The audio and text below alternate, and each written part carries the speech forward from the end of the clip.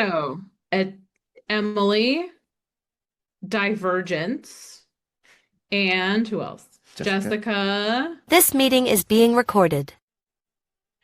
If you don't, yeah, you can turn your camera off now because this meeting I think is going to be posted by Julie like on YouTube. So if you don't feel comfortable like having your video up um on random marketing spaces, that Oh, we're a friendly marketing bunch. Mm. It's just gonna yes, but be it's, I like to, we work in a field that we want to be very transparent about that. oh, I also wanted to say hello to anybody else here. Like TV Tray, good name, good name. Hello, KL. Welcome everyone. Ben and Etienne. Yep. That's Emily. Oh, okay. Hi, Oh, cool. Emily. I think we're gonna send some stuff to the chat too. yeah. So this is just our information on LinkedIn so that you can find us and ask us whatever questions you have as you are making your way through the DAFT process. Okay, hi. Okay, gotcha. Hello, Jessica. If you all want to drop in your LinkedIn credentials into the chat, that's great. Like one thing that we'll be talking about, and one of the reasons that I'm here is because of the networking group that Julie has built up, and it's nothing is better than just knowing people. I don't know. That's my philosophy on life. Get to know everybody. I love it. I love it. So we're just going to give it a minute or two and allow a few more people to join, and then we're going to get started. So I think Perfect. I might that's just um, oh yeah, we've got some more. That's the thing. As soon as you start your sentence and say, I'm going to start, Yeah, somebody else it's joins somebody in. else. We're used to this now. So good. Oh, good. Welcome. Great to be here. Jeannie, Hi, just Martin. FYI, I think you Oh, and shared there's your an LinkedIn we've feed. got some more. Are we on mute? Thank you. Hmm. I mean, I would love to see your feed too, but I think it'll just take me to my feed. Okay. All right, I think we're going to get Let's do started. it. Okay, welcome everybody to this monthly webinar. So we started doing these a couple of months ago. We're based here in the Netherlands. I've been running a group for a few years. I'll share a bit more about that in a minute. And one of my members said, I'd love to share my story. So we've just snowballed from there. I've got lots of lovely DAFT people.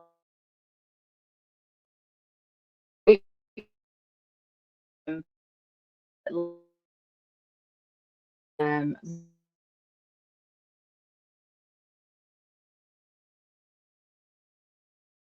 do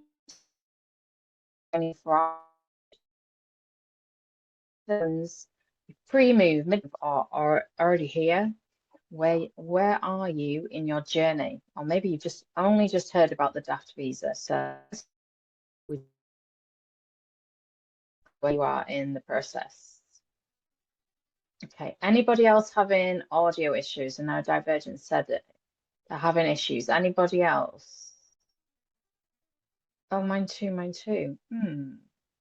Is it me or Dan and Caroline? You want to just a second?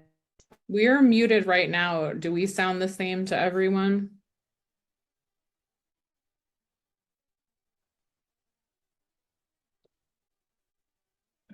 Just Julie. Yeah, I've just upgraded everything I've got. I've thrown the tech at it. So I'll have to see how it goes. This always How am I happens. sounding to you, Dan and Yeah, this Caroline? is Am I cutting this out is as a whole well? thing. I mean, it could Oh, just be your operating, like just with a lot of tabs open or something.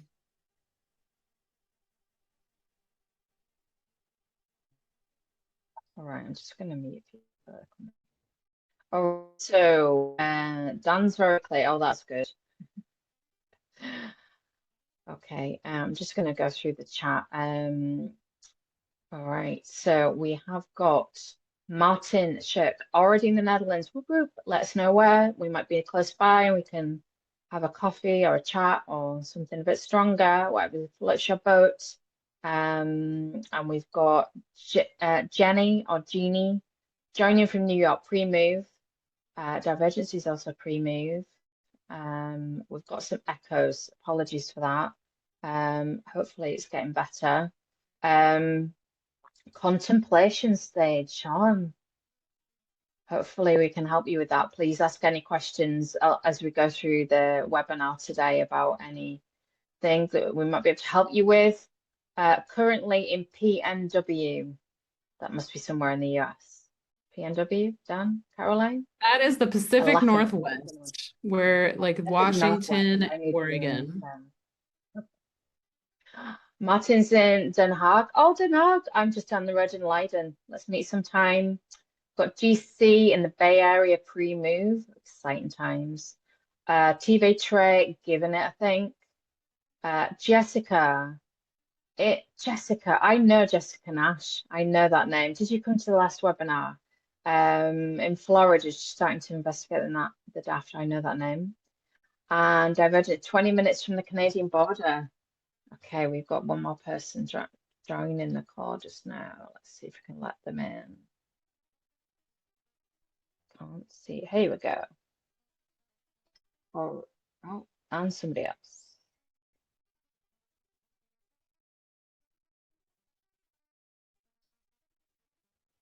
Welcome, welcome. For the people that have just joined, please pop your details in the chat. A LinkedIn's always good. We love to connect on LinkedIn. Let us know where you're joining from and where you are in your DAFT visa journey, whether it's something you've just heard of, you're seriously contemplating mid-move, or already here in the Netherlands. We'd love to know. Oh, Jessica's first time. Great to have you here. We've got somebody thinking about it in Texas. Bet you got better weather. We've got rain here in the Netherlands in June. I don't know what's going on with the weather. Can't promise anything about it. Boston moving to Amsterdam next Friday. Oh my God, Rico. How exciting.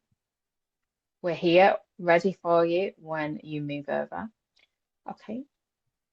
Very excited, yeah. It is a very exciting time. The maiden trip. It is Cool. indeed.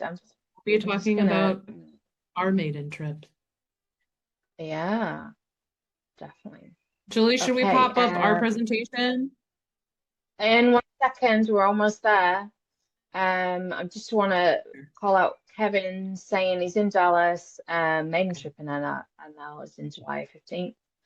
And he's going to apply for the DAFT visa. So get in touch with us and we can catch up maybe if you've got time when you're over here, meet in real life. Okay.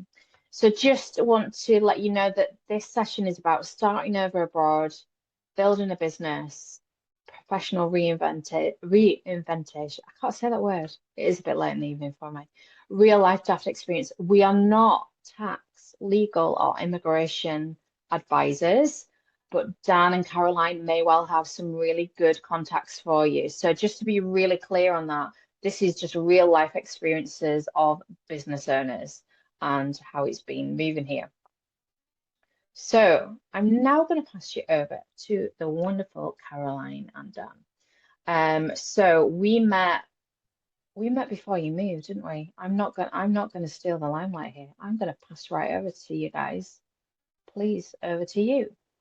Yeah, we met Julie before we moved, and then I became an official member of her network, I think in September of last year, but we'll give more of a little bit of a timeline, I think. Let's get our sharing going. Let's see. Share. Is this the one? This is it. Okay. So basically for our presentation, I had chatted with Julie a little bit about what I could say, and then she managed to create an event like she always does. She's such an event creator. And then we were very uncreative from there, and we basically took the information from that event and then made that the names of all of our slides. So hopefully everything we are presenting to you today is accounted for in what you signed up for. But yeah, it's gonna be, there might be some little circuitous moments and just like little tips and tricks and stuff here, but everybody's experience has been so different from everybody that I've talked to that this is really just like a basically a two-person narrative of what we experienced. And we know that since there are a lot of folks out, in the audience today who are in different phases, there are going to be different things that apply to different folks. And I am very excited to see the few of you who are actually just, I'm pondering on this. Like I'm just gonna have a think about it.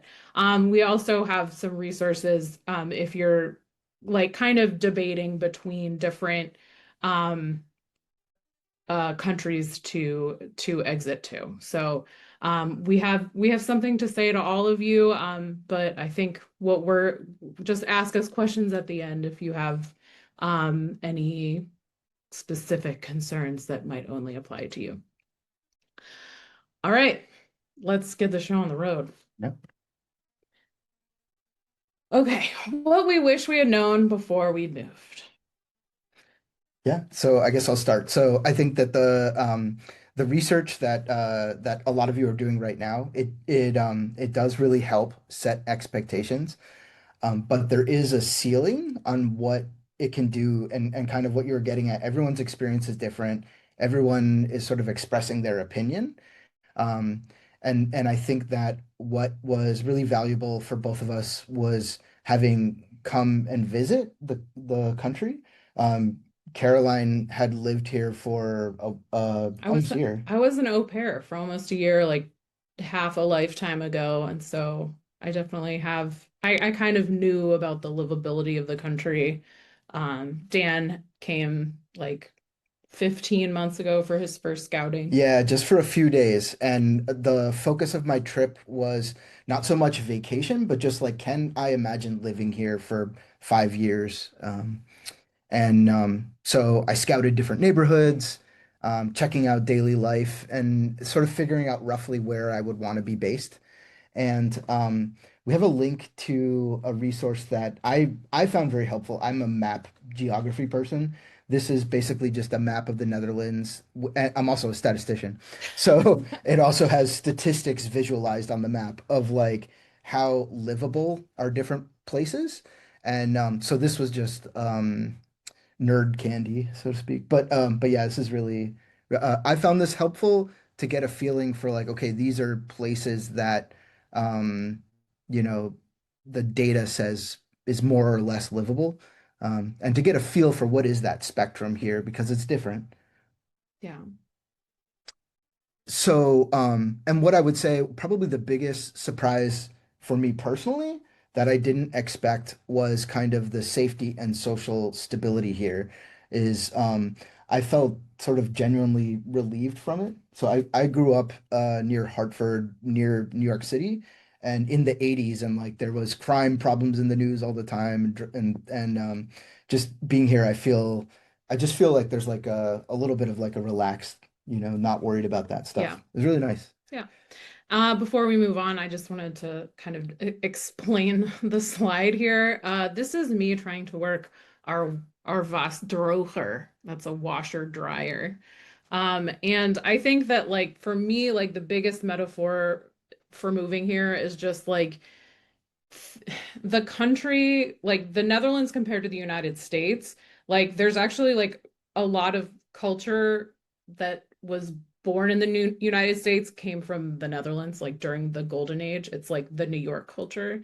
And so, and it's a country in Europe that, English isn't the first language, but it is the language, it is the second language. It's the language that more than 90% of people speak fluently.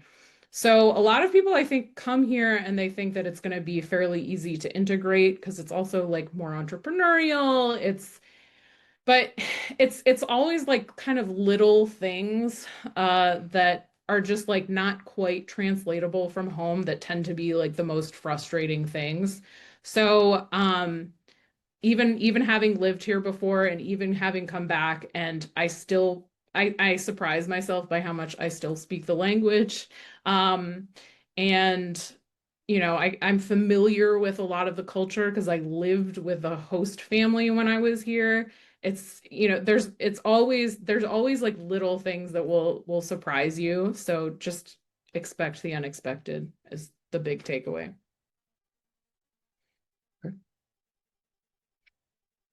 Yeah, so I would say, we both moved across the country a couple The United times. States, yeah. Yeah, United States. And so I had an idea of what it's like to move pretty far. And it's similar in some ways. In other ways, there's maybe more of a shift, more of a change. I would say the logistics were harder than expected. I forgot who it was. Somebody is like leaving on Friday, and like the just that process of like even getting up to that point where everything is ready and we're ready to go was Mhm. that was harder, I think, than I mean, it's just stressful. And then there's also some logistics once getting here that is kind of harder than expected, I think, for me anyway. Um, the I think like even people that were supportive and understanding why we're moving, like I think saying goodbye was bittersweet, and that was also kind of emotionally that was challenging. Um, I would we hired relocation support, so when we moved a year ago, Cardin, I think somebody mentioned in the chat. yeah, we emailed a few different helpers and just to talk. He was the only one who responded. So we ended up going with him. And I think that reduced the anxiety significantly. And so I would say it's worth evaluating that, even though some people will push back on it and say it's expensive. Yeah, Um, but some of that fee is actually also going to the government. They're taking the cash and then sending it to the government on your behalf. So it's not like they're taking, even though the fee looks high, they only take part of it. hmm But I do think that the peace of mind is, especially in a business setting, is a good investment, and I think. absolutely. But Yeah. And other people, it's not that you can't just do it without the support. There are plenty of people who do, and there's plenty of resources available if you want to go it alone. But yeah, we were essentially paying for peace of mind because, we knew that if we made a mistake, we wouldn't necessarily like be able to pinpoint what was the mistake that we made. And so this also brought us in like access to rental agents, people to help with accounting, people to help with sort of legal questions. So it was kind of like an all-in-one package. yeah, and there may be other options than there was a Right. year ago at this point. Yeah. Um, I also included there a link to We for Expats. I have no idea if they have any availability, but one of the biggest surprises was the housing market. It is not like anything in the US, really. Mhm. It's you apply and then you don't hear back. It's almost like applying for jobs. It's kind Yeah. of crazy. And so what worked for us was we found a Macalar, and yeah, if anyone recently has worked with a Macalar that's been helpful, that's you can go ahead and post it because Macalar just means a rental age or a housing or rental agent. yeah. So they're expensive to some, like, surprise. I'm not used to paying that much for help finding a rental, but Right. I think that the stress reduction is worth it and necessary, And honestly. yeah, I only know of one person who didn't use one and was able to find something fairly quickly. So um yeah, That's it helped. unusual. It was like a unicorn situation, I think. Yeah. So I would recommend like just paying for Looking this into is just the cost. Um and then I think kind of like I think one thing that we would both say is that you have to give yourself a few months before expecting full work capacity. Like you're not, it's not like you get off the plane and you're like, let's go, because there is like a work of just like all the bureaucratic stuff you have to do, like the adjustment, there's a learning curve. And so yeah, I think like the idea of giving yourself grace and really kind of expecting that at the start there's a lot of work that's going on that's not the normal work in a way. Hmm. Yep. Oh, how to do it. So that. Okay, and then I was going to talk about a BV specifically in the Netherlands. So we had an LLC in the US, and the typical choices for DAFT are either BV, which is Besloten Vennootschap, which is a private limited company. How Um, rarely. Oh yeah, besloten vennootschap. Just let me handle the Dutch, okay, all thank right? you. Yeah, All thank you. right. All right, good. Um, And so that's like going kind of up a little bit in formality from an LLC. Um, there's also a ZZP, or I think I've seen like EZ as another abbreviation for this. That's like a sole proprietorship. Yeah, And freelance. yeah, and unfortunately, there isn't like a pass-through tax entity like LLC. That is just a really nice feature of American business tax law, but not here. So we went BV, and it pretty much so a BV is a little bit more complicated in terms of the requirements, and The so. taxes. Yeah. Yeah, so that's a case where having an accountant is probably strongly suggested and reduces the administrative load. I didn't have an accountant for the LLC, and it's nice to not have to worry about it. Um, Another thing actually kind of that I realized is that there is a slightly higher tax rate. And so in a way that kind of encourages hiring experts, and because it's essentially tax discounted.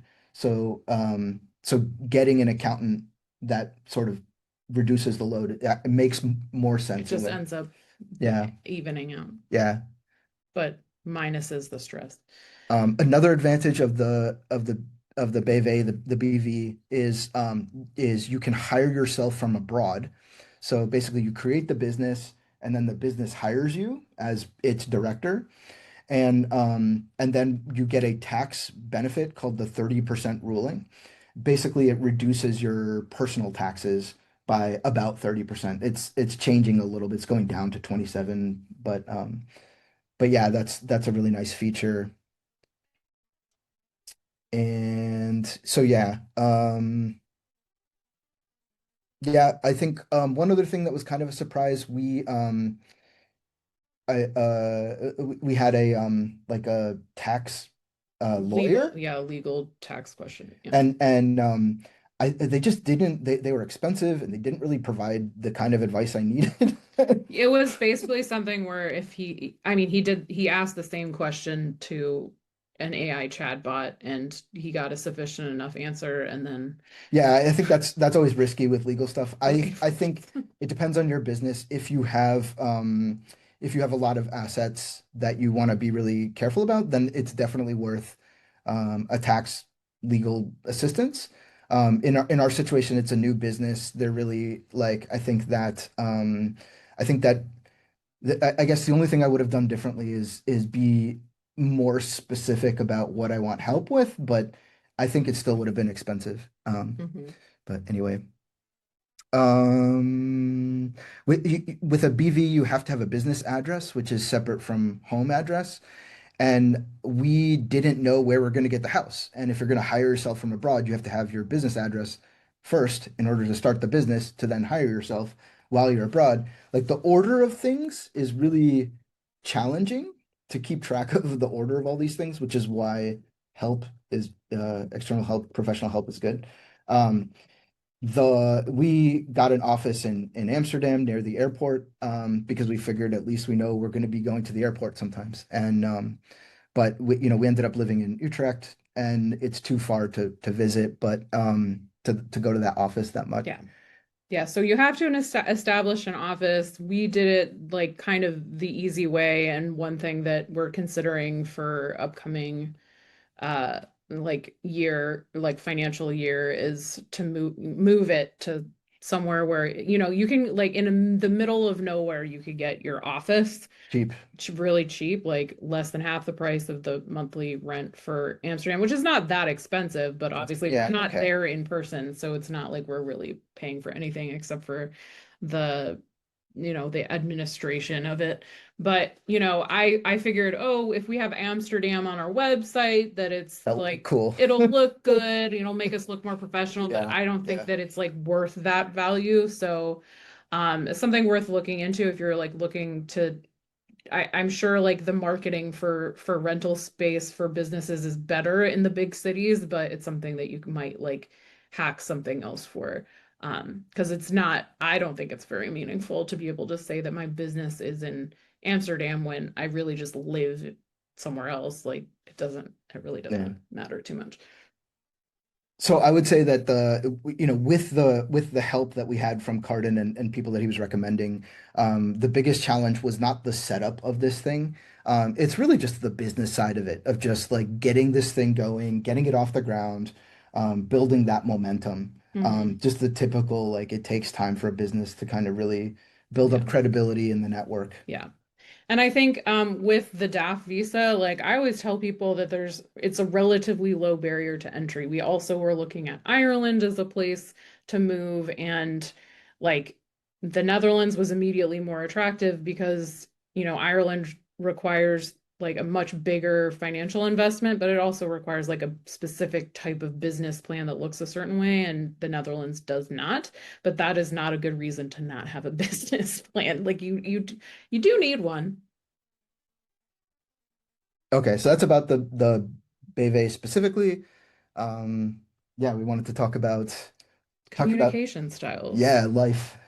So I'm going to talk a little bit about this because I've now spent a couple of years like living amongst the Dutch, and I think and I've definitely heard a lot of like the typical perspective of Americans' reaction to the Dutch, which I actually don't think is can be really that well universalized because America itself has so many different cultures and ways of interacting with outsiders and insiders and everything. But my perspective is that there's like that Americans come to the Netherlands and then they hear that Dutch people are complainers, and so they start to complain. And then they also are like, well, Dutch people are really direct, so now I'm going to be direct back, and they deserve it. And they can't even get accept a taste of their own medicine. So like there's a lot of kind of like uncertainty. I think the interaction of like uh I would say like especially in certain parts of the United States, like the South and the Midwest, it's like very indirect and like default friendly. Whereas the Netherlands is like good human being default, but I don't need to show that to you. I just need for our interaction to be practical and straightforward. So I think kind of being here and learning to kind of live within those confines is probably easier for me as someone from like DC, who people from DC are like very like, I don't have time for this. I'm just gonna say what it is. Um, so it's not like a big culture jump for me, I don't think, but it's also helps that I mean, I have the privilege of saying that I've lived here with a host family. Like I know how a lot of things here work. Like once I hit the ground, I'm not like afraid in a grocery store the first day I got here. Like I was, you know, I am kind of afraid of certain bikers, but you know, that's just Yeah, you have so to look both ways more often because yeah. of bike lanes. But I think the best approach that you can have is that you're a foreigner and you are integrating into a different culture. You are the outsider, and then so like having this mindset is going to do a lot of work for you, and just like stay curious. You know, don't be afraid. Dutch people are direct, but they're pretty sensitive to knowing when people are from our Yeah. outsiders, and they are very quick to default to English, whether you like that or not. But they kind of accept that card, that I'm a foreigner card, easily. So use it when you need to. Um, the live and let live energy is also real. Like I think that it's yeah, the laissez-faire. I guess don't people don't actually care about other people being certain ways. Like there is a saying here, do normal, which basically translates to behave yourself, but it isn't actually, I don't think it's really super fundamental to like their attitude towards people in general. I think you just hear it a lot because it's like how kids tell each other to their friends, like, don't be weird.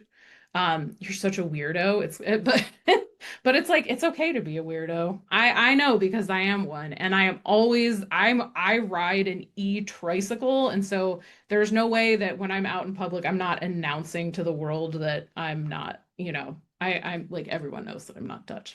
As much, or I can wear as many orange shirts as I want. It's not gonna intervene. Um, so making friends with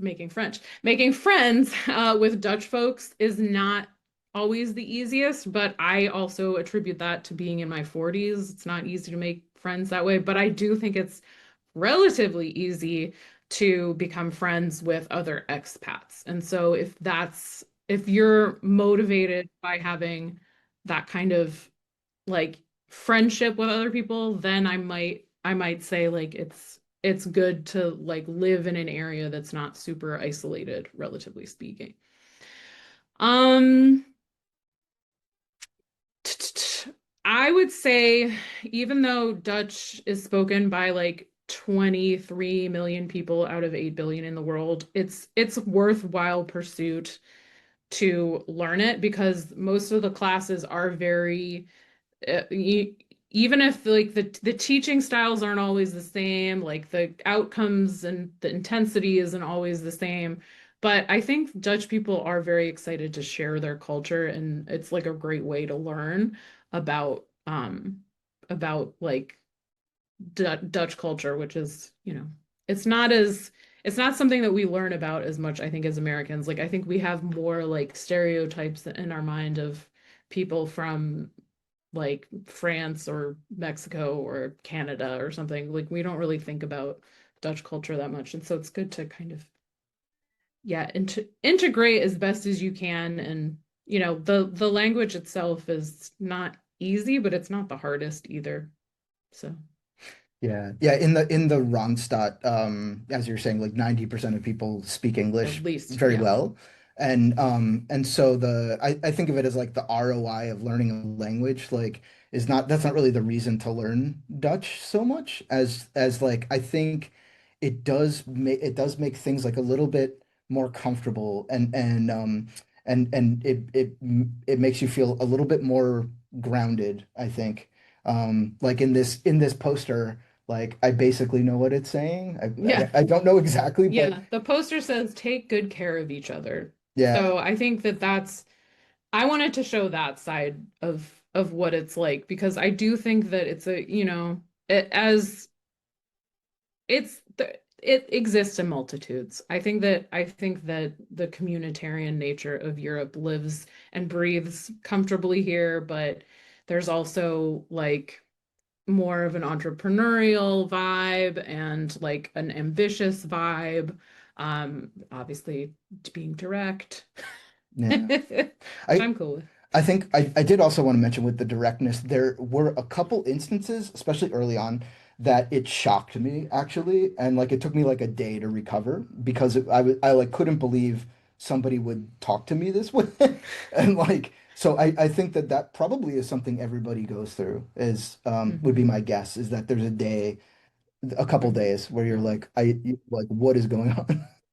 Um, in that case, I was just wandering around a neighborhood. I heard some no, like children yelling or something, and I thought like, oh, there must be like a soccer match. Like soccer match going on. I'm gonna go Hmm. see the event. And as I was walking towards it, I ended up like getting confronted To me, it felt that way. Hmm. And like I think they were just like, you're not supposed to be here. This is a children's camp or something. But like with the language barrier and stuff and it Hmm. took me a while to recover from this shock of that experience. But anyway, um, but yeah, remembering that it's not personal. Like this isn't about me really. Um, Hmm. and then I think one other thing I did want to talk about was that the quality of life is I do think is overall higher actually than I felt it was in Maryland. Um, it's that there's a lot of sort of regular things that are easier or safer or cheaper or just I'll just walk around at night and just feel a pleasantness kind of like they Hmm. have a word. Fazilla. Yeah.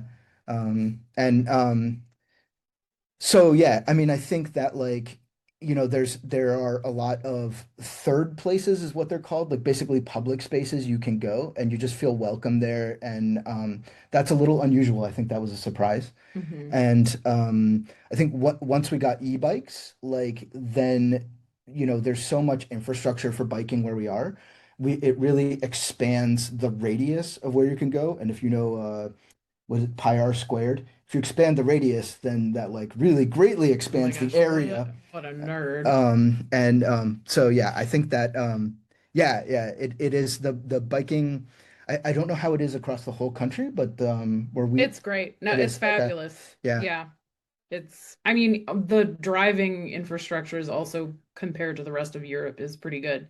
But Yeah. but the only thing I can say is you're probably not going to need a car. If you move to like the far east of the country, yes, maybe because you'll want to be able to like hightail it to Germany because most of their consumer goods are cheaper.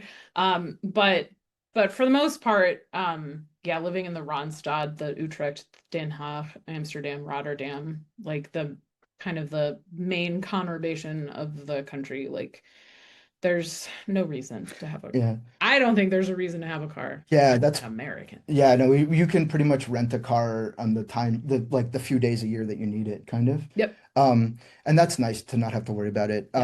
And then I was gonna add also one more thing is one thing that surprised me is like if you go to like a restaurant or a cafe, you can just kind of like sit there for a while. And like in the US, I'm used to, well, you've been here for a period of time. It's now time for the next person to use your seat. And Hmm. like I haven't really felt that pressure most of the time. So it's just like it's just kind of more welcoming in these third spaces, I'd say. Yep. Okay. So, business environment as Yeah. newcomers. So one thing that was a little surprising for me was, being, I guess, mid-career professional or whatever. Like, I feel that there's certain body language cues that like say, "Oh, I'm a professional. I'm an authority on something," and they're different here. And so I think like it's a little bit weird to experience that, I suppose. Um, and so I think that that's something that takes a little bit of time to recalibrate, probably. Um, I would say entrepreneurship is more welcome so at least here than the American stereotype of Europe suggests, I would say. Um, I do think that it may be worth researching where your industry or your clients actually gather. Um, we live in Utrecht, but Den Haag and Amsterdam are like the best places for us for like meetups that we want to go to. And we do go, but we don't go as much as I think we would if we lived in one of those cities. Hmm. Um, and yeah, I think yeah, I don't know. I guess like you were The saying. only, yeah, I would say again, I mean, bringing the Ronstad is like the density of like being able to meet lots of potential customers, but also network, um, is helpful. But I don't think it's absolutely necessary. I also think Eindhoven is, since it's a tech hub, it has a lot of, um, it has a lot of like English, like preferred English speaking folks and expats. So, But yeah, I would just do as much research as you can into where feels good for you. Yeah. But yeah, I mean, most DAFT businesses, like their plans is just to be 100% remote. So like if it's not worth over indexing, if you want to save money, if you want to be able to save up for a car, because you prefer that lifestyle, that's, it's different for everyone. Yeah. And yeah, I think also kind of like what we've seen so far is really more we've been interacting probably significantly more with expats Hmm. than with Yeah. yeah, in terms of networking stuff. Yeah. Yeah, we've been in touch with even the local organizations that we've been in touch with for our job, like we've still met them through native English speakers. Um, so I did want to just add, These guys. well, I don't know why GDPR is there, Uh, honestly, in this. so GDPR is important all the time. Yeah, That's never why. never forget That's GDPR. that's a joke. Well, it's not a joke. Um, I'm just gonna I'm gonna put a plug for Julie's organization or her company here because I I was reflecting yesterday on just how many people I know and how comfortable I feel like if I met someone tomorrow who was just like, this is what I need. Like I feel like if I don't know somebody who could do that, I know somebody who knows someone who could do that and help in whatever kind of needs that you have as a small business or anything else. Like I feel like I'm on a good track because of um kind of putting myself out there, which I don't think I really wanted to do, but I did it anyway, right, Julie? Um, Yeah, I think you and I have yeah, both gone from networking is something for terrifying. MBA students to Yeah, like something that is positive. So I right, think that's right. very powerful. I think this picture of us on the slide is like on our way to something, To a networking event or networking something. event. Yeah. Um, and I also, yeah, there's other like education that you can do here. Like I'm taking a class like specifically for introverts for marketing. So it's just take advantage of what's around you. There's just so many people here that are excited to help you succeed. All right. So realities of entrepreneurship during a major life transition. Moving here did give us more stability in some ways. I felt, we were living near Washington, D.C., and a year ago, it just seemed like there's so many contingencies to plan for from a business perspective. And here, it does feel a little bit more stable politically right now. I mean, it's more predictable, I guess. Um, at least in the near term. Who knows? Um, but another thing is Europe's funding priorities are different. And so some of the things that are important here are potentially tailwinds for our organization, our company. Um, I think one thing that was hard is some of the business or entrepreneurial intuition from the US doesn't transfer perfectly in another country. And so having to rebuild some of that, like, okay, this is how business works. There's some of that has to be rebuilt. And I think going out and going to things and talking to people helps. Yeah, networking with like-minded people is definitely like how you build that intuition.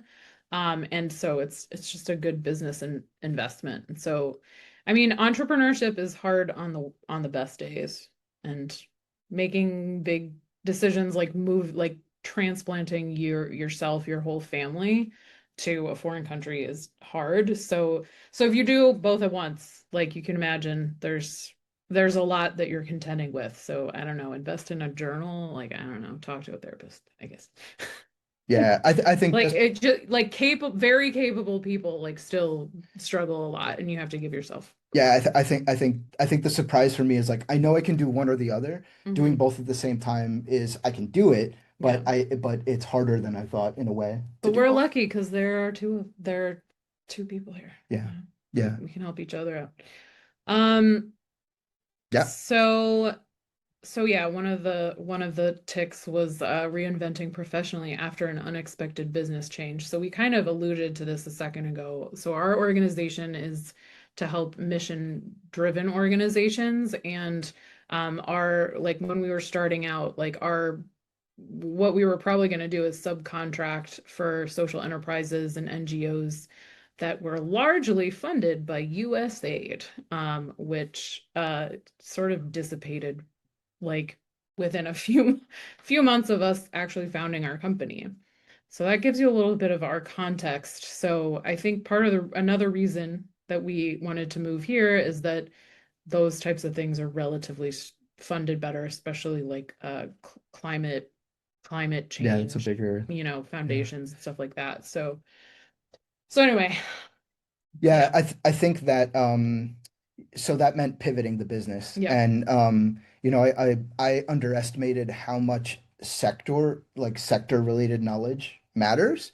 Um, and I think that if from the business perspective and like business plan, if I had leaned a little harder on my background in healthcare data, your background in education, I think earlier on that would have been easier short term.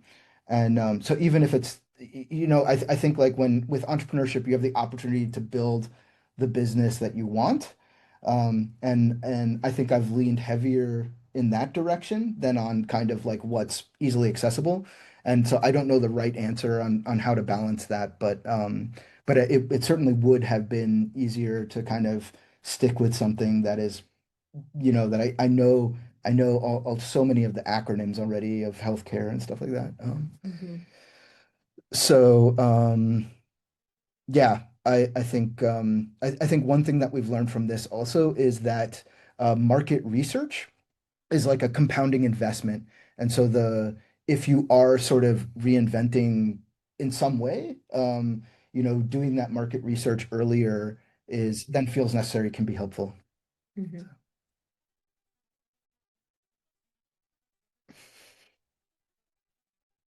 Surprise, surprise, it rains here.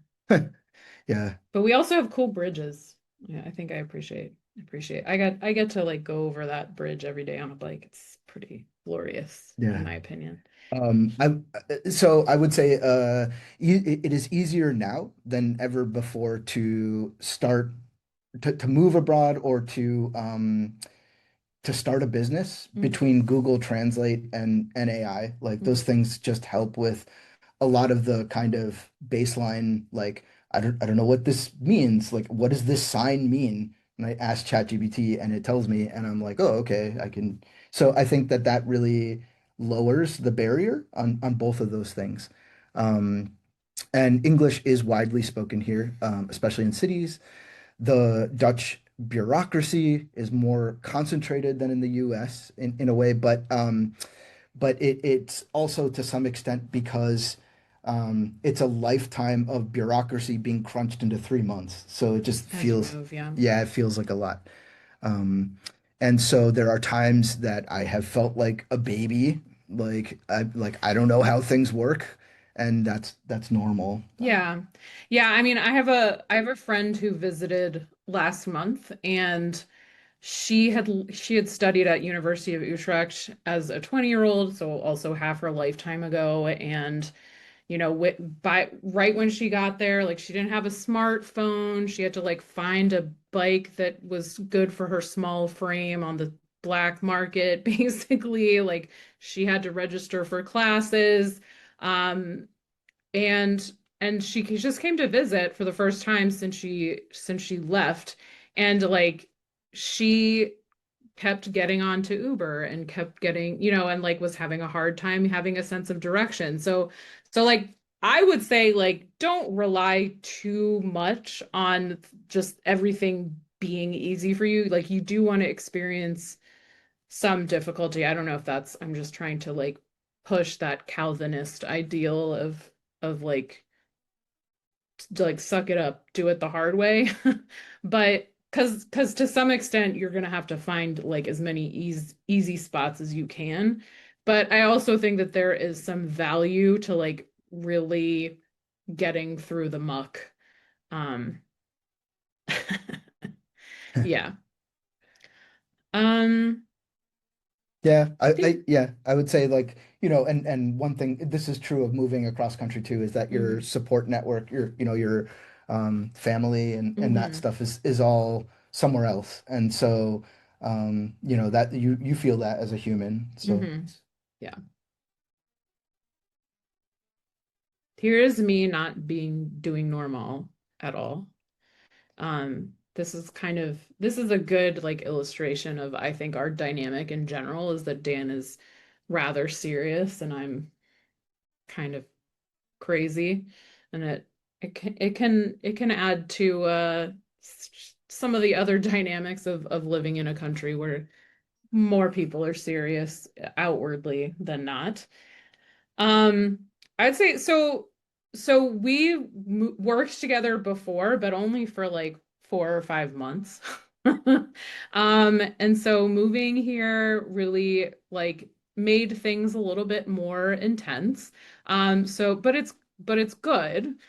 So like we both agree on what the company should be, and we both are able to kind of share in the good, the progress that we make and making sure that we like reward ourselves for the good things that happen and also have someone to commiserate with when it's getting real. Um, but it's hard in terms of being a couple in business together, like your conflicts come home or stay home with you, as it were. So we needed to work a lot on um having explicit roles. It's still a work in progress, if I'm being honest. Um, whatever feels natural, wherever we're finding that we can add our strengths to what we need to do. I think we're both kind of like bigger picture and hating detail and hating following the rules kind of personalities in a way, but there's definitely a lot that separates like that kind of differentiates how we can contribute, and so we have to know what those things are. yeah, I think what it's different in a relationship because that is not sort of the way that we would normally sort of interact. And Hmm. so it is sort of more formal almost than Yeah, which is, that's it's a different thing, different dynamic. yeah. Um, so yeah, Say I a guess nice thing yeah, so yeah, she said say something nice. So Caroline's network was actually the source of our first big contract. Um and so like this is a reminder of why it's valuable to have another co-founder about. who's participating and helpful um but yeah, doing it together like this is, in some ways, it's like a game or an adventure. It's just a higher stakes one. Um, I think that covers all of the little ticks that we were going to talk about. Um, so Julie, I don't know if you're still there, but we were going to jump into just closing out. Um, So we wanted to share just a little bit about what we do exactly. So we kind of alluded a little bit to how we're helping folks who are like purpose-driven organizations. We're working with social enterprises and nonprofits. So we are B2B. Um, and what we do is we create training and consulting packages for those organizations to sort of build up their AI use in ways that they want to, in ways that are sort of democratic for their company, ways that everybody can kind of buy into, hopefully. Um, and Dan, oh, sorry, Oh no, I thought it was Julie. it was maybe it's a That's okay. mystery person. That's okay. Go, you can finish it. You talk about the elevator. Oh, yeah. I mean, yeah, So we're doing training and helping these purpose-driven organizations get through the transition of using AI without kind of losing their soul. So that's really where we're focused. So Yeah. currently we're working on some projects that might actually be more like B2C, like trainings about the EU AI Act. So kind of understanding the compliance of being AI literate. So what does that mean practically for anyone using AI as a business? Um, and we're also heavy into working on AI policies for organizations. So uh, let us know if you have any questions about anything like that. Um, and I think anything else that we need to share? We have these QR codes. I guess I can also add the links in the chat. So the first is sort of for an offer for if you've joined us today. We want you to kind of take advantage of whatever questions you do have about AI use cases for yourself, and also like understanding the risks, and maybe understanding a little bit more about how that's regulated in the EU. Um, and we can kind of give you like a 30 minutes of AI consulting if you hop onto our newsletter list in the next 24 hours. We'll enter you into a raffle to set up some time to talk with us about those questions that you have. We're pretty open about talking about any aspects of AI. Um, so let me post those links.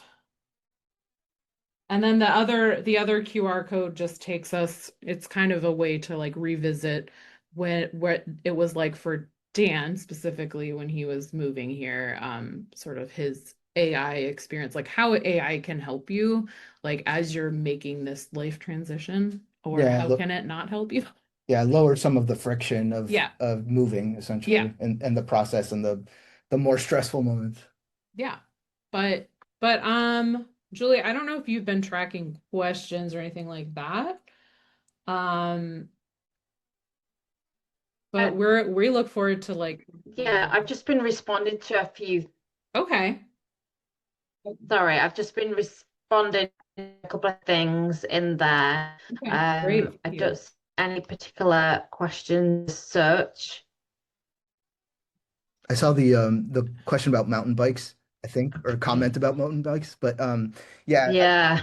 so people don't use mountain bikes typically for getting around town, There are but no mountains in this there are no country. mountains, but there are forests where they're biking trails that people use mountain bikes. Mm-hmm. Sean posted that he's in St. Louis, and we know both Julie and I know someone in Oh, food rec. you know him. Oh, yeah. Um, Do indeed. and Yeah, in terms of the this is DAFT the question. fire. So I did the DAFT, and Caroline is here as I guess domestic partner, Mm-hmm. and so that's allowed under the so that we didn't both have to do it. In our case, we have like a different strategy for mm, inburgering or naturalization. So Dan is probably going to get a a visa, like an EU visa for Austria because of It's dual citizenship. dual Yeah, citizenship, from which you can't actually get in yeah, most cases if you're in the US and you move to the Netherlands. Um, yeah, I mean it's kind of a but different case for but everyone. yeah, in the medium term anyway, I think that the DAFT, it's the Dutch American Friendship Treaty, Hmm. and sometimes friendships get strained. I think that I think that what I have heard is the renewal rate historically has been like 98% on this visa. Like it's very, And very the high. acceptance rate, or Yeah, yeah, just applying to begin with. yeah, if you're coming from the US, it's very high. I don't it's hard to tell what's going to happen, if there's a war over Greenland, I don't know if there will be a Yeah, like things. Yeah. Well, anyway. whatever. Um but I would say that I think that if you can get the highly skilled worker visa, like if you have a spouse who gets hired that way, there's also the advantage of just entrepreneurship has more risk. And so like um if you have a stable salary from one of the two of you, that's appealing too. Yeah. So I think I wouldn't I would probably go whichever way comes first in a way. Yeah. Does that also kind of address, I can't touch, Because you can but you can sort of still start address, a business without using DAFT. Like it's not like you have to use DAFT to start a business here. Like so if you yes, so yeah, so if a it's the spouse easiest way to do it. yeah. I mean, is to have one to begin with. Yeah. Jessica, your question was like about, is it possible to set up a ZZP in Amsterdam? Yes, it's possible. And yes, you can have your contracts overseas, although there might be some rules. Julie probably knows this better than I do. There might be some rules about how you invoice those so that they're tax adjacent, like it's like in um euros or not in euros and all that. So um you don't I think there are people here who only have of clients outside of the Netherlands though. So it's not a requirement. Um, are there any other Yeah, I would say in general, I think a lot of the DAFT businesses are kind of international. They're not focused on the Netherlands typically. Yeah. So I think I it's think most of the pretty ones that I yeah. meet through Julie though are B2C and like service like solopreneurs who help Hmm. other individuals with services um or goods, usually services. Um but yeah, yeah. Moving over as a current technical. Yeah, Okay. Julie, did you have anything to add to that? Any context? yeah. I was just going to share a few things. Let me share my screen, and Mhm. also I'll respond a little bit about the ZZP. So I'm a ZZP, which is also known as an eenmanszaak, which I have a problem with because it means a one-man business, where I'm an eenvrouwzaak. I'm a one female business. The Dutch haven't got much of a sense of humor. So yes, you can set up a ZZP. You do need it for, I'm not on DAFT visa because I'm British, you might be able to tell by my accent, that you need a minimum of two clients. It might be slightly different on the DAFT. I don't know if it's three. Dan, Caroline, can you validate that? I don't know exactly. I'm sure It's it's the it's not like same that. No, it's because it would make no difference. the requirement is basically that you can support yourself, essentially. That's the requirement. Yeah, but you do need, you can't work full time for one person or one business. Yeah. That's not allowed Oh for a yeah. BV Okay. or a Yeah, you have ZZP. to be Yeah. yeah, you have to somehow fractionalize, like have a business that is somehow availing yourself to more than one customer. Yeah. So You I would but like definitely if you only recommend. had one customer in a year, that's not inherently a problem. It's just that your business No, needs to that's be not a set up. problem, but you can't work full time for a client Mhm. um Hmm. like as a contractor, Right. Okay. because that's something Correct. they clamped down on the last couple of years. But I would definitely say is if there's something specific to how you want to set your business up, is speak to an accountant. I'm happy to share my accountant. He's wonderful, very old-fashioned. Pick up the phone and speak to him, or we'll arrange a Zoom if you're out of the Netherlands. But and he's happy to have a free consultation with people. He's actually said to me in the past, you can negotiate with the blasting Dean's tax people, and it's like, yeah, I don't want to do that. I'm good for that. So he's been doing this a very long time. So the ins and outs. Also, I know you touched on a BV. The BV has to be set up prior to moving, doesn't it, for you to qualify To for to get 30% rule? to get the 30% tax discount. Yeah, because you have to be hired from abroad. So you so Yeah. um so if you want to get that tax discount, which is I think a lot of people who don't get it wish that they had. I don't know, we haven't been here long enough yet, but So someone had the question of, do you move first, then Yeah, start the DAFT process? I think that that's mostly how people do it. Like they have a way of systematically hitting the ground running with it. But it could be more of a headache that way. And there are ways, I think with something like Carden and Associates, there is a little bit more security of them being able to kind of start parts of that process for you.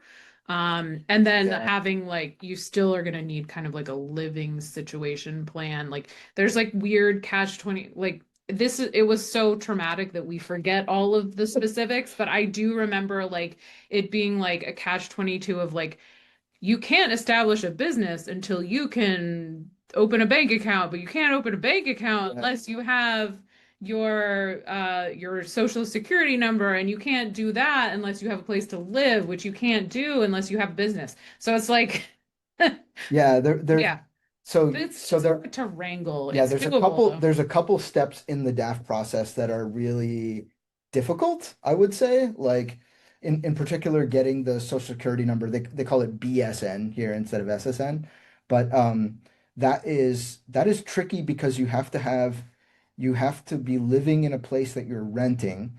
But in order to be living in a place that you're renting, you know, Yeah, it helps to be established in other ways, but to yeah, be established in those ways, you have to have the BSN. yeah, So it's not that one part I think is like the most catch 22-ish. yeah.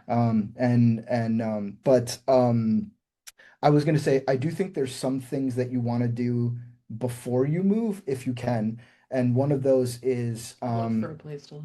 well, yeah, I mean that's not bad, but looking for a place to live. But I would say also the things around, like you have to get your birth certificate and you have to get it apostilled and Yeah, that kind of stuff. That is going to be easier to do probably in the US. I think you could do it, yeah. People but do it outside, but it's going to be easier if you do it if you start on yeah. that stuff. And then the other thing is if you yeah, think you're going to start a BV and you want that 30% ruling, that's that's something that you have to start that process before. yeah. I have observed people come in here as a 90-day visitor and then starting the process. But again, it's how quickly you're going to get approved, find somewhere to live, and like you said, the BV needs setting up before you come here. So you Mhm. do need to balance a few things. So if you get somebody technical in that space to help you, I'm just going to share a link to a course I've got, which I'm going to share a little bit more about in a moment. But it's more about the setting up your business, not the visa type side of it, because I'm not a visa specialist, but it's more about what order you do things in, things like maybe something trademarking, branding you want to do, buying a domain, even if you're not ready to launch your business, your website, because I wasn't at the beginning, but I'll talk you through that. But the main thing, and something that Caroline and Dan did right from the beginning, start building the network. So they did that in the US before they moved here. And I have many online events, some of them for free as well. Come and meet people and build that network, because otherwise, if you arrive in your city and you've got your address, you don't know anybody. And sometimes we just need that personal touch of, where do I buy this in a shop? I think you guys are going to want that as well. Now we've got really active Facebook groups here. That me as well when I moved over. So there is two DAFT Facebook groups. Dan, Caroline, I'm just going to drive my screen, so I don't know whether you can share the DAFT Facebook groups while I just do this. Oh, yeah, I try I'm to having find a them. few Yeah, technical. no We've worries. had Give it a shot. yeah, that'd be wonderful. At least the names. Can we send out an email to all the attendees with all the Yeah, we'll information do too? that as well. Yeah, definitely.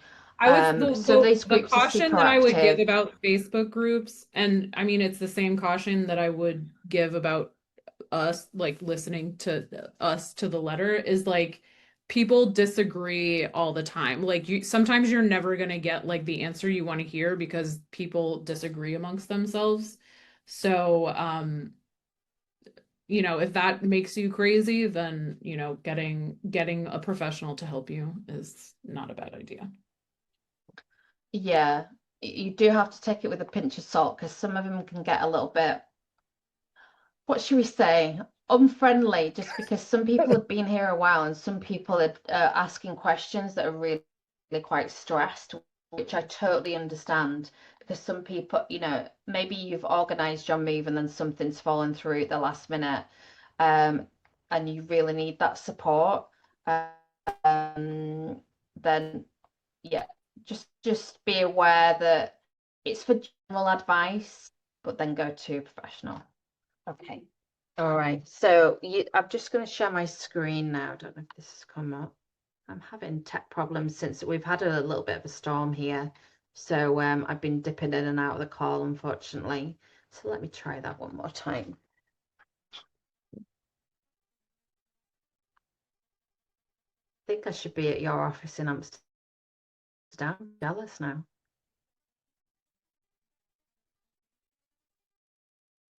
Yeah, the storm you're getting, we're gonna get in probably 30 minutes.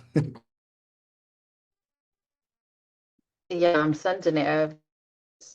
Okay, so I just want to share a little bit about myself, but please still asking questions, pick those up. So I'm Julie. I'm British, as you can tell. I moved here in 2018 to support my husband's career. Got background in banking, but you know what? I was mid-40s and I was like, sounds a bit too easy. I've moved countries, so let's just try something a bit different. I met my business partner through Facebook.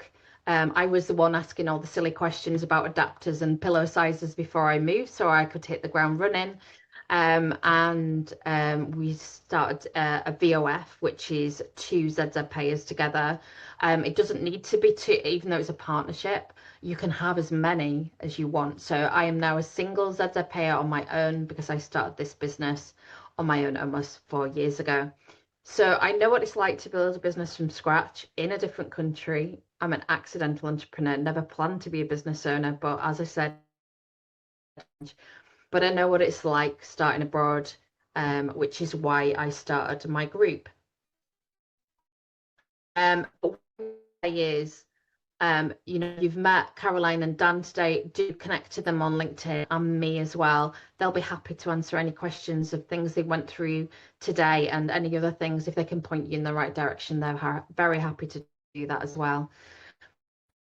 You don't have to keep researching, overthinking, and just thinking, oh, I'll do that next month or next. There's a reason why you're feeling this way. We're not trying to get you to come over because it's really personal choice and you're making a real big life change. But we're sharing the community here, and we've got you. And when we can help, we will. And people have made friendships, sparring partners. And having that number of somebody when you're not feeling very well and you don't even know how to navigate the healthcare system is, if you've already built up those connections, people will help you. They definitely will. So taking no action and trying to do it alone, as I mentioned, I've got the Facebook group that I've already shared that I run, which has got nearly 2,400 members in there. We tend to be single person business owners, or maybe some BVs, maybe partnerships like Dan and Caroline. But we're all trying to figure it out together. So join that Facebook group and get involved, introduce yourself. It's a safe space to ask a question any day of the week. Every Tuesday we have self-promotion day, and once a month I put a spotlight on one of the members or different businesses to come and share about what they do. So as I mentioned, that community weekly touch points, will virtually daily, real conversations, real people. One of my members who's here on the DAFT, he's been here 100 days. He actually came on one of these webinars and he was moving already. And then he's landed in Leiden where I live. And he came to my in-person sessions and said, people are just real. And I'm like, we don't have the time, the energy. We just show up as ourselves. Entrepreneurship is messy, no matter how good. I've got a nice Zoom background, but you don't need to see what's behind me. I'm sure Dan and Caroline's flat looks amazing, but yeah, we're all just trying to do the best, which is why asking for help and just be showing up as yourself, it gets you places. People remember you, and if you help them, they'll help you back. I've been building this community for 4+ years now, so I say, but somebody in my network will. So if you ask me the question and I can't answer it, I will search to find that person. And it's about introducing you to the right people. I do have, like I mentioned, my accountant. I've got probably about maximum 10 people that I can recommend, and these are my personal recommendations. I get approached quite a lot about, oh, will you sell my thing? And I was like, no, I need to use it and know that it works. For me, it's not about the flashiest, newest thing that I'm going to get a kickback on. It's about what works. And as I say, also, I'm not tech. So if it's a tech tool, then I've tested it to destruction and press the red button a few to see if that works. So as I mentioned, I run business networking. I built my business here without a network or a roadmap. I didn't start, even though I had a business partner. She already had a business here. We didn't really know anybody. I didn't really know how to get out and meet people. So I've spoken to over 300+ business owners. We run brainstorming every week. I'm going to share some links in a minute and invite you to come and join one of those sessions. And at least 3 people have walked into those sessions, those free sessions. Somebody's asked for some help and they can help them. So somebody's found their first client in one of my free sessions. We also co-work every Monday because it's overwhelming. There's so many things we could be doing. Is it about time to start your YouTube or your TikTok, or what's somebody you're watching online do and you think, is it time I did that? We can feel so overwhelmed. There's so many things we can do. So working together really gets you set up well for the week. All right, I'm going to stop sharing now. I'm going to go and look for those links. Is there any questions, anything myself, Caroline, Dan can help you with? And feel free to come off mute as well if you'd like to ask a question. I can also stop the recording so people feel a bit more safe to ask a question. If there's something quite specific, if we can answer, we'll be happy to do that. We all good? Have we overwhelmed you with information? Hopefully good stuff and not scared you to death.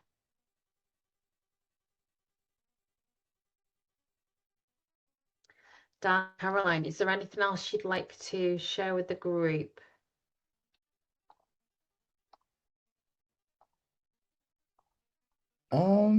I We guess look forward to, like, Dan is gonna like clench a little bit when I say this, but like I would love so much to meet you guys in person. And like, if you are going to do a scouting trip, please let us know and you can come stay with us. We can't help you with the residency requirement because we're renting. And so that you can't just be like, hey, can I borrow your address a little bit? our landlord would not. That would not be okay. But like, in terms of just like, you want to come here, you want to check it out yourself, like I would love to have you come visit us and we can host you. And we're central, and I'm offering up our place because that's how cool we think the DAFT visa is.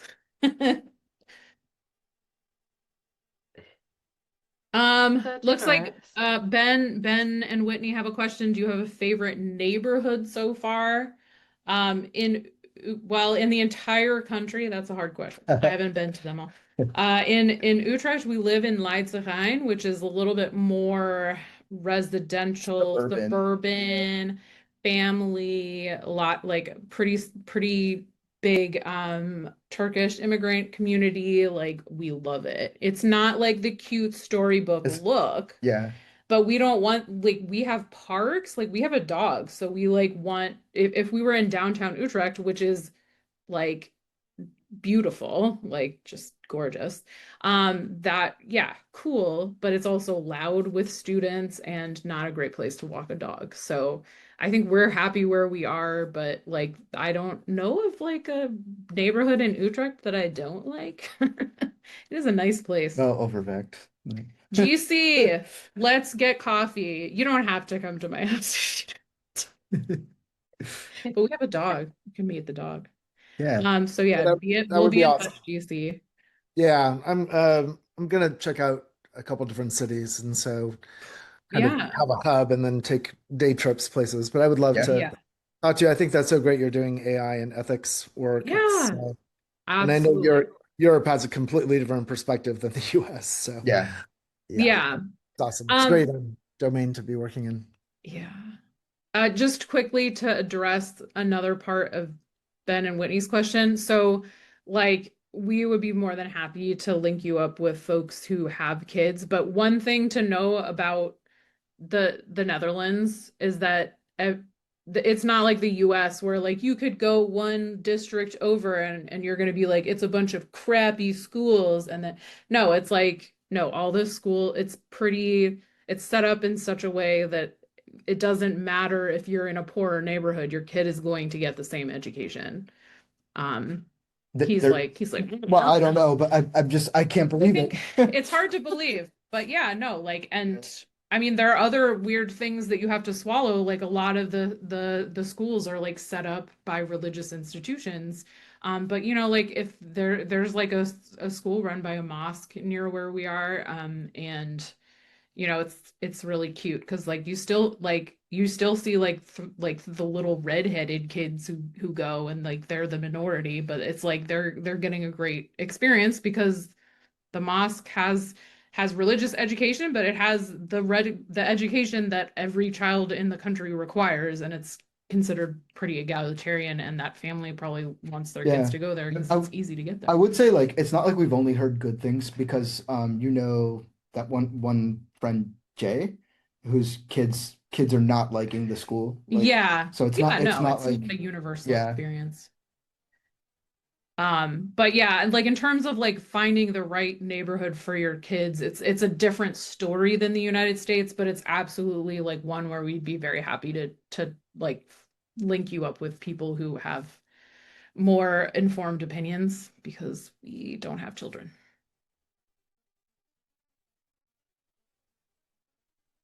Any other questions? Just message us on LinkedIn if you have it. Like message me because Dan doesn't always go on LinkedIn. I'm kind of like the LinkedIn person of the family, of the business family. So let me know, send us an email. Just yeah, we're happy to answer anyone's questions and engage in more individuated conversations. Like Jeannie is here. I've met Jeannie at another networking event, Julie, for nonprofits. Love it. Yeah. Love it. Okay. All right. Well, if there's nothing else, I just want to say thank you so much to Dan and Caroline for being willing to share everything. As we said, do connect with us, and we'd be happy to help with anything with your move that we can, or like we mentioned, put you in touch with people in that expertise area. Yeah. And thank you for being here today and getting involved. Thank you so much. Appreciate you. Mhm. Okay, take care, everybody. See you later. Thank you. Take Bye. care. Bye. Bye. Take care. Thanks so much for participating.